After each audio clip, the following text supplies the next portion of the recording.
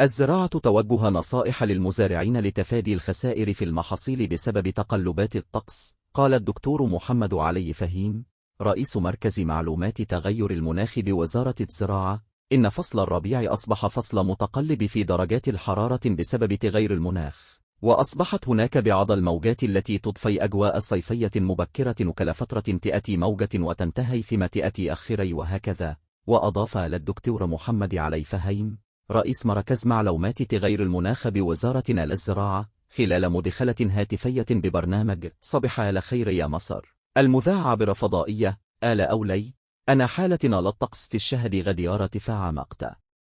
بحوالي من 6 إلى 7 درجات، وهذا أعلي من معدلاته الطبيعية في مثل هذا الوقت من العام. وتابع الدكتور محمد علي فهيم رئيس مركز معلومات تغير المناخ بوزارة الزراعة أن هذا الارتفاع يأتي في توقيت مهم لمعظم الزراعات الموجودة مثل القمح، ناصحا المزارعين في حالة وجود حصاد غد للقمح المبكر أو الموجود بلا الظهير على الصحراوي أن يتوقف عن الحصاد غد لأنه سكن سرعات رياح نشطة مع درجات الحرارة.